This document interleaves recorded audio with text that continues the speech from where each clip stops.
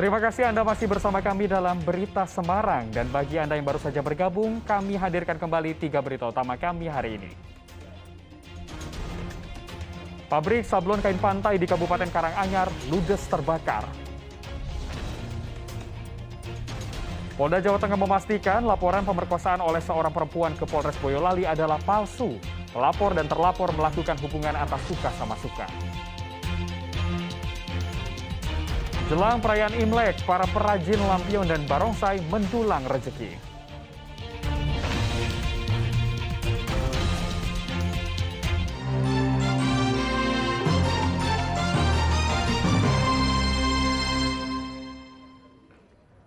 Harga minyak goreng di sejumlah pasar tradisional di Kabupaten Boyolali belum bergerak turun.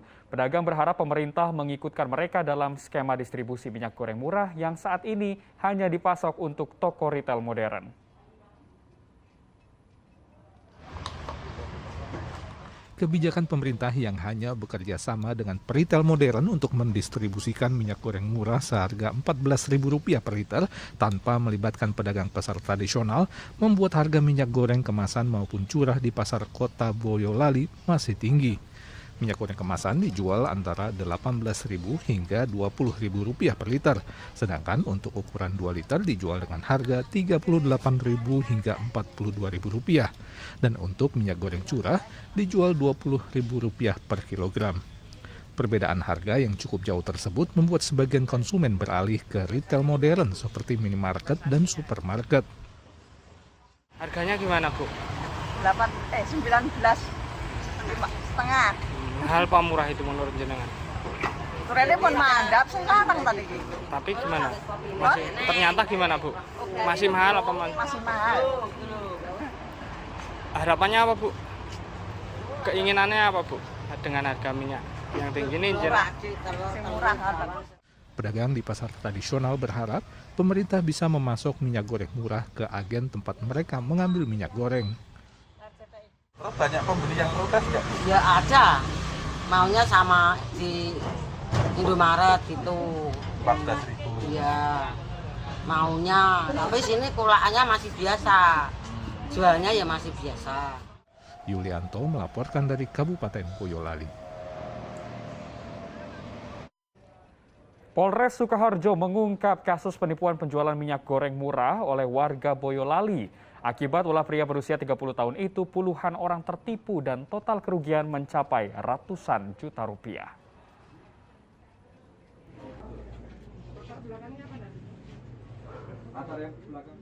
Nain ditangkap setelah dituduh menggelapkan uang pembayaran pesanan dari puluhan korban yang telah memesan minyak goreng murah kepada tersangka. Sebelumnya, residivis kasus serupa ini menawarkan minyak goreng murah melalui grup media sosial. Warga pun tertarik dan memesan kepada tersangka. Awalnya pembeli mendapatkan minyak goreng yang dipesan, namun akhir November pasokan minyak goreng tersendat. Padahal pembeli telah menyetorkan uang.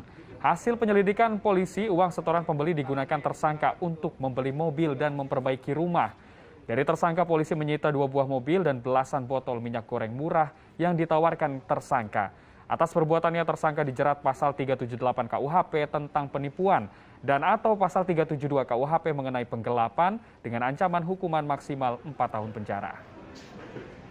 Menawarkan melalui akun Facebook, ya, marketplace di Facebook, kemudian ditawarkan dengan harga yang per kartonnya ini lebih murah daripada pasaran, sehingga korban atas nama Ibu Devi ini ingin untuk membeli, sehingga yang bersangkutan mentransfer sejumlah uang kepada yang bersangkutan.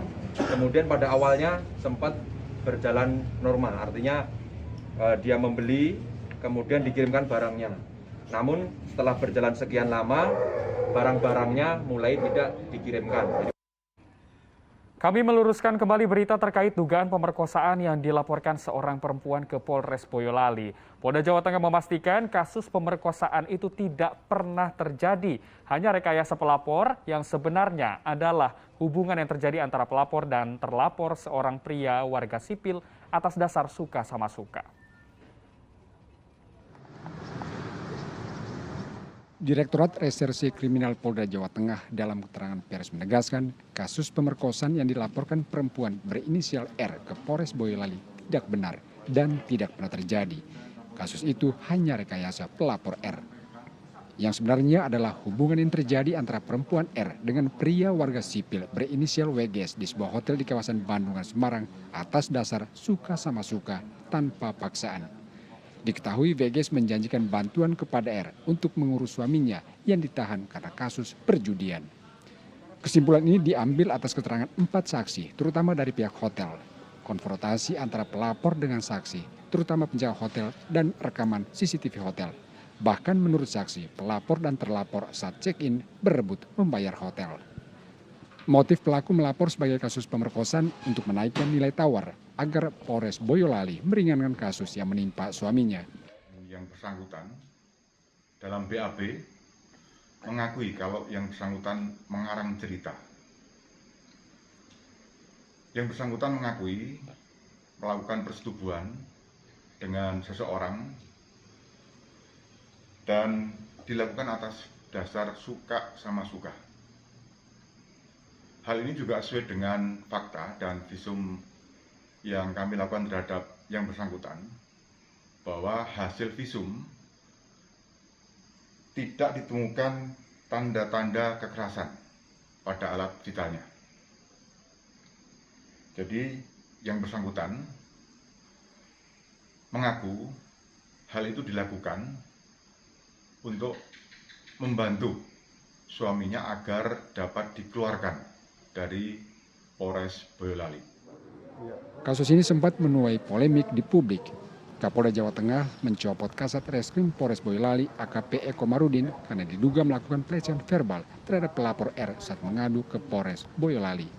Kemudian terkait dengan oknum anggota Polri di Polres Boyolali, hari ini juga saya perintahkan untuk dicopot untuk dilakukan pemeriksaan terkait dengan etika profesi yang tidak memberikan pelayanan yang terbaik kepada masyarakat. Harapan saya, Polda Jawa Tengah akan selalu memberikan pelayanan yang terbaik kepada masyarakat. Kini kasus berbalik. Ibu muda berinisial R berpotensi terjerat kasus dugaan laporan palsu. Ada rangkaian kejadian anggota polisi. Agus Hermanto melaporkan dari Kota Semarang. Polisi membeku kawanan pencuri yang beraksi menggunakan senjata jenis airsoft gun. Komplotan ini tergolong sadis karena tidak segan melukai korban. Kepolisian Resort Demak meringkus 2 anggota kawanan pencuri bersenjata airsoft gun, Najib dan Jainal, asal desa Bedung. Komplot ini dikenal kejam karena kerap melukai korban. Terakhir mereka membegal seorang karyawan di Jalan Mijen, Bedung. Jatuh dari mana, Mas? Memang itu sengaja untuk kerja atau gimana? Nyata cuma buat jaga-jaga gitu, Mas. Berapa kali Mas kerja? 2 kali, Pak. 2 kali. Polisi mencatat komplotan ini telah beraksi 2 kali di 2 lokasi. Mereka menyasar korban yang biasa melintas menjelang pagi hari. Keterangan tersangka ya, kita dapatkan bahwa sudah 2 kali. Ya, pelaku ini melakukan aksinya. Yang pertama di Wedung, ya, dengan cara mengancam dan mengambil motor daripada korban. Selanjutnya, yang kedua, kejadian pada tanggal 19 Januari. Polisi menyita barang bukti berupa senjata airsoft gun, motor pelaku, dan barang hasil rampasan lainnya. Polisi kini masih memburu 2 pelaku lainnya. Mukanya itu. Taufan Yuda melaporkan dari Kabupaten Demak. Bermodus hendak melaundri karpet, seorang pencuri menggasak telepon genggam karyawan laundry di Klaten.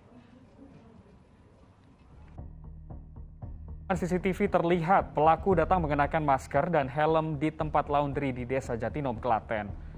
Pelaku pura-pura hendak melaundri karpet. Saat karyawan lengah, pelaku mengambil dan menyembunyikan HP di balik baju lalu meninggalkan laundry. Polisi masih menyelidiki identitas pelaku berdasarkan petunjuk CCTV.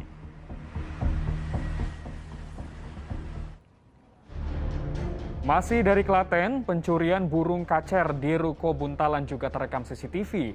Dari rekaman terlihat pelaku datang dengan sepeda motor. Pelaku sempat mengintai situasi sekitar. Setelah merasa aman, pelaku membawa kabur burung dalam satu sangkar. Kasus ini pun telah dilaporkan ke polisi.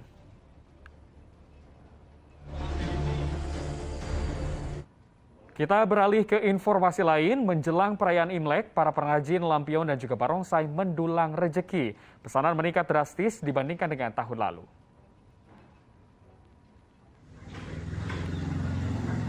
Perayaan Imlek tahun ini membawa berkah bagi perajin lampion di Desa Pondok, Kecamatan Grogol, Sukoharjo. Sepekan jelang Imlek, pesanan lampion naik drastis dibanding tahun lalu. Pesanan tahun ini tergolong unik, berupa lampion berkarakter ukuran besar. Untuk tahun ini ada 3 karakter lampion yang diburu pembeli.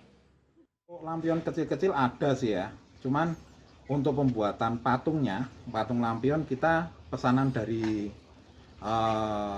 Imlek ini, dari kelompok masyarakat itu, kita ada 3. Yang pertama, pembuatan lampion macan air. Yang kedua, itu macan kartun. Yang ketiga itu dewa uang. Harga lampion ukuran besar cukup mahal hingga puluhan juta rupiah.